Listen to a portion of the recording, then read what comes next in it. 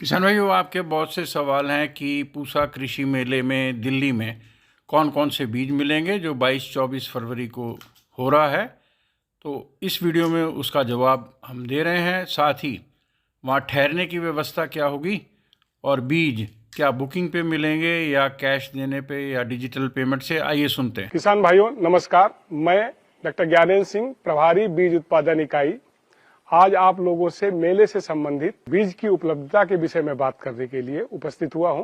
किसान भाइयों, जैसा कि आपको ज्ञात है कि हमारा जो पूसा कृषि मेला है वो 22, 23 और 24 फरवरी को संस्थान में होना निश्चित हुआ है। उस मेले में तमाम टेक्नोलॉजी के और तकनीकी ज्ञान के अलावा बीज की उपलब्धता के विषय में मैं आपको बताना चाहता हूं। संस्थान ने इस वर्ष प्रचुर मात्रा में बीज का उत्पादन किया है और उसकी उपलब्धता आप लोगों को सुनिश्चित है, इसका पूरा ध्यान रखा है।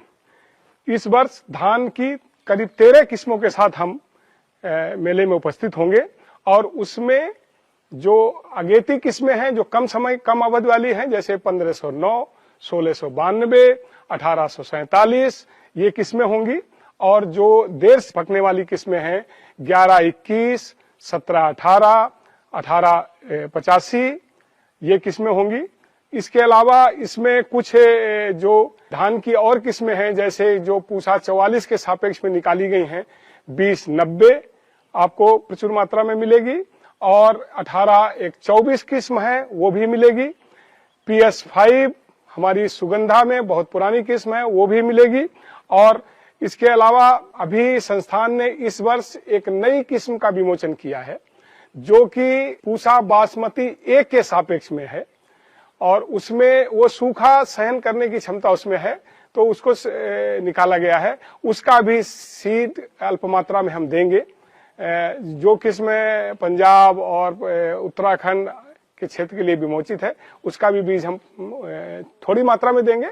किसान भाइयों, इसी के साथ विगत वर्ष में हमने सीधी बुआई के लिए 2 किस्मों को संतुलित किया था संस्थान ने, उसका भी बीज प्रचुर मात्रा में मिलेगा। 1985 जो कि अगेती ग्रुप में है, जिसकी कम अवधि में 1509 के सापेक्ष है, और दूसरी किस्म जो लंबी अवधि की है और वो 1121 के सापेक्ष में है, उसको 1979।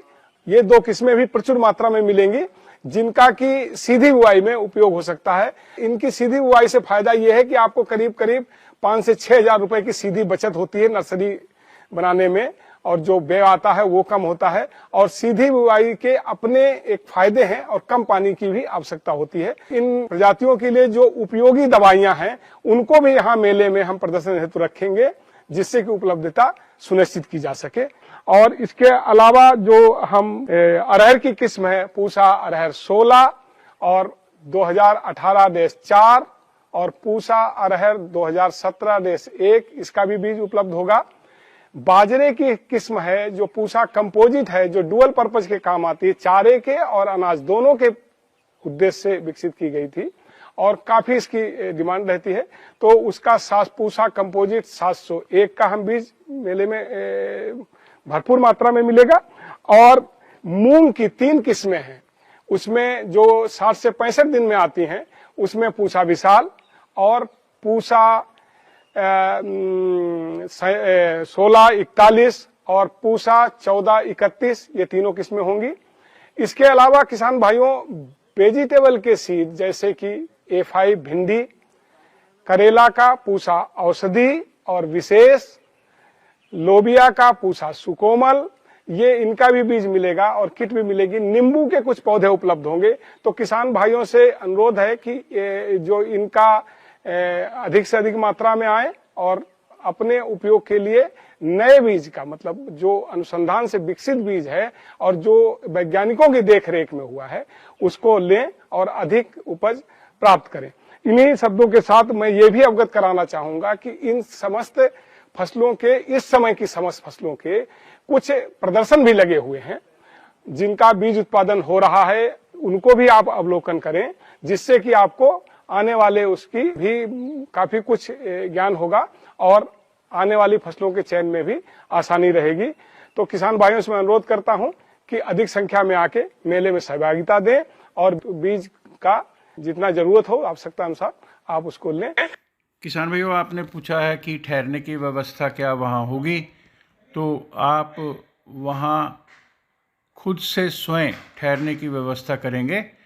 IRI के आसपास काफ़ी होटल भी हैं, सराय भी हैं, आप वहाँ रह सकेंगे। कुछ किसान भाइयों ने पूछा है कि क्या बीज की कोई बुकिंग करनी होगी। नहीं, ऐसा नहीं है।